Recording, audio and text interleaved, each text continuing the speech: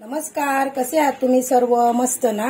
आज आपण उपवासाचा एक पदार्थ बनवायचा आहे, म्हणजे मी उपवासाचा पराठा बनवणार आहे। त्यासाठी बघा इथे एक मी वाटी मोठी साबुदाणा तांदूळ घेतलेत, दोन इथे बटाटे उकडून घेतलेत मी, एक मोठा घेतला आणि एक असा मीडियम घेतलाय, 2 चमचे मी इथे शेंगदाण्याचा कूट घेतलाय आणि हे बघा खलबत्त्यामध्ये अशी नुसती मिरची घेतली आहे मी, अशी मिरचीचा ठेचा करून घेतलाय बघा।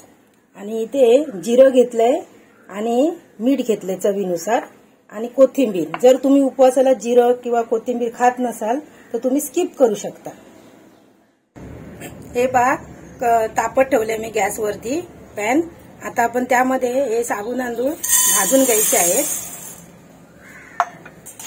हे पहा लो टू मीडियम गॅसवरती आपण असे साबुदाणा तांदूळ भाजून घ्यायचे आहेत। अत्यंत सोप्या पद्धतीने अशी आणि कमी साहित्यात होणारा हा उपवासाचा पराठा तुम्ही एकदा करून बघा। हे पहा गॅस बंद केलाय, 5 मिनिटं लागली मला लो टू मीडियम गॅसवरती साबुदाणा तांदूळ भाजायला। आता आपण एका प्लेटमध्ये काढून घेऊया आणि हे थंड झाल्यानंतर आपण मिक्सरला बारीक पावडर करून घ्यायची आहे। हे पहा साबुदाण्याची मी पावडर अशी करून घेतलेली आहे फाईन। जर तुमचे साबुदाणा तांदूळ जर बारीक होत नसतील तर चाळून घेऊ शकता तुम्ही। माझी इथे बघा पावडर एकदम बारीक झाली आहे। हे पहा मी इथे आता बटाटा किसून घेते।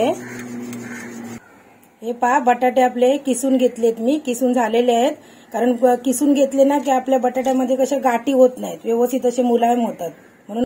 हे पहा बाउल घेतला तर त्याच्यामध्ये मी साबुदाण्याचं असं पीठ घालून घेते। आता आपण त्यामध्ये बटाटा किसलेला घालून घेऊया। आता हे पहा आपण मिरचीचा ठेचा घालून घेऊया। 2 मिरचीचा मी ठेचा केलेला होता, तुम्हाला जर जेवढं तिखट पाहिजे तेवढं तुम्ही घालू शकता त्यामध्ये।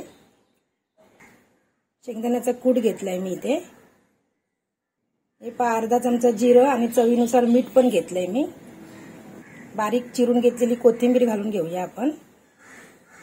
आता आपण हे सर्व मिक्स करून घ्यायचं सुकच, कारण बटाटा कसा बटाट्याला मॉइश्चर असतं ना, त्यामुळे जरा पीठ आपलं थोडं कितपत भिजतंय ते बघायचं आणि नंतरच आपण थोडं पाणी घालायचं आहे। अगोदर पाणी घालायचं नाही, अगोदर असंच आपण सुकं बटाट्यामध्येच मिक्स करून घ्यायचं आहे। हे पहा इतपत असं मळून घेतले मी, बघू शकता तुम्ही। आता आपण थोडं त्याच्यामध्ये पाणी घालून घ्यायचं, थोडं पाणी घालायचं, एकदम जास्त नाही घालायचं बघा, थोडंसं पाणी घालायचं आपण। हा पहा आपलं पीठ मळून झालेलं आहे आणि जरा थोडंसं सैलसर ठेवायचं पीठ, कारण काय माहितीये नंतर ते फुलणार। आपण 15 मिनिटांसाठी आता रेस्ट करत ठेवूया। हे पहा 15 मिनिटं झालेले आहेत, आपण आता पराठा लाटायला घेऊया। हे पहा आपण पराठा लाटायला घेऊया। बघा मगाशी थोडंसं मी साबुदाण्याचं थोडंसं पीठ ठेवलेलं राखून, कारण आपल्याला पराठ्याला लावायला पाहिजे। पराठा लाटून घेते मी। हे पहा तोपर्यंत मी इथे गॅसवरती तवा ठेवलाय, बघू शकता तुम्ही। हा पहा आपला पराठा लाटून झालाय, बघू शकता तुम्ही। थोडासा जाडसरच आपण ठेवायचा, जास्त पातळ नाही करायचा, म्हणजे तो असा कडक होईल। ते बघा तव्यावर आपण थोडंसं तूप टाकून घेऊया। आता पहा आपला हा पराठा टाकून घेऊया।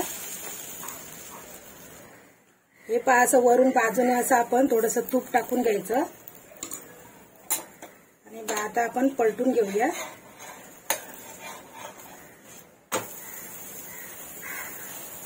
असं खरपूस भाजून घ्यायचा आपण लो टू मीडियम गॅसवरती, कारण आतून व्यवस्थित शिजायला पाहिजे तो। असंच मी दुसरा पण लाटून घेते आहे, बघू शकता तुम्ही। थोडंसं असं आपण हे साबुदाण्याचं पीठ थोडंसं काढून ठेवलं, ते थोडं लावायचं आपण। हे पहा असं वरून पण थोडंसं तूप सोडून द्यायचं आणि आपण असं पलटून घ्यायचं। हे बघा दोन्ही बाजूने असं खरपूस भाजायला पाहिजे पराठा, तरच तो खूप छान चवीला असा लागतो। आता झालेला आहे आपला पराठा, बघू शकता तुम्ही। हे बघा काढून घेते प्लेटमध्ये। आता बघा अशा प्रकारे आपण हा दुसरा पराठा पण घालून घेऊया।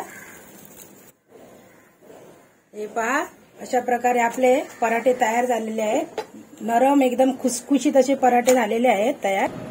हे पहा आपले उपवासाचे साबुदाणा बटाटा पराठा तयार झालेला आहे, एकदम खरपूस असे मस्त आहे बघा, बघू शकता तुम्ही किती नरम झालेत बघा। एकदम छान झाले। आणि ही मी उपवासाची चटणी केलेली आहे, हिरवी चटणी, शेंगदाणा, खोबरा आणि त्याच्यामध्ये जिरं टाकलंय, थोडीशी कोथिंबीर टाकली आहे, एक मिरची टाकली, अशी मी चटणी बनवली। आणि हे दही आहे, याच्यासोबत तुम्ही ही अशी हलकीशी डिश तुम्ही या उपवासाला खाऊ शकता। माझा जर तुम्हाला व्हिडिओ आवडला असेल तर जास्तीत जास्त लाईक करा, अजूनपर्यंत सबस्क्राईब केलं नसेल तर सबस्क्राईब करा आणि व्हिडिओला लाईक जरूर करा। व्हिडिओ संपूर्ण पाहिल्याबद्दल धन्यवाद।